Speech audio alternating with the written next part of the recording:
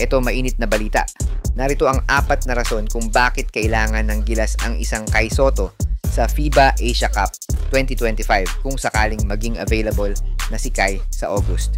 Pero bago yan, like and subscribe lang mga kabady para sa latest basketball news and highlights.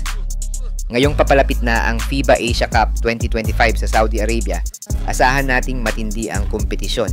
Ang Gilas Pilipinas ay napunta sa Group D kasama ang New Zealand, Iraq at Chinese Taipei.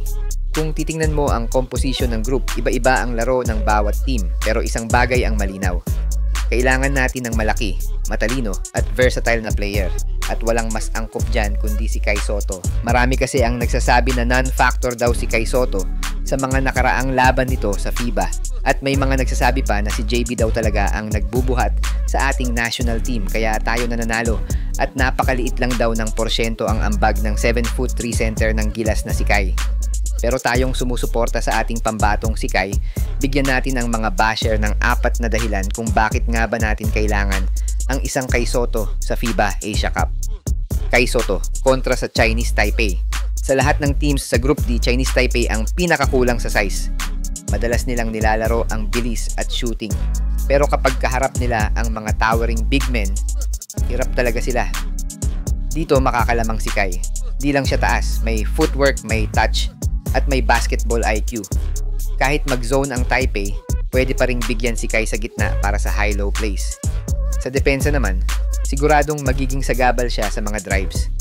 Imagine mo na lang yung point guard nila, papasok sa shaded lane, tapos may 7'3" na halimaw sa gitna. Hindi lang sila madedelay. Baka magdalawang isip pa sila pumasok. Kai Sotto kontra sa New Zealand. Alam naman nating lahat, New Zealand is no joke. Isa sila sa pinaka-physical na teams sa Asia Pacific. Malalaki, malalakas, at disiplinado sa sistema nila. Pero ito ang catch. Hindi nila madalas hinaharap ang isang big man na may taas na 7'3" at may galaw na hindi basta-basta. Kai doesn't need to score 20 points para makaapekto. Kailangan lang niyang gawin ang basics. Contest shots, alter layups, box out, and make smart passes sa labas kapag na-double team. At kung maka-pull up jumper siya sa mid-range or makapag-pick and pop. Gulo yan para sa depensa ng Tall Blacks. Kung wala si Kai, malamang lulubog tayo sa rebounding at paint points. Siya lang ang pwedeng tumapat sa lakas ng Kiwi Bigs. Kai Sotto kontra sa Iraq. Ang Iraq, minsan underrated pero matigas ang depensa nila. Hindi flashy, pero gigil sila palagi. Hindi yan madaling kalabanin lalo na kung physical din ang laro. Pero here's the thing, hindi sila sanay sa big man na kayang mag-step out at tumira mula sa labas. Diyan magugulo ang rotation nila. Kai can open up the floor.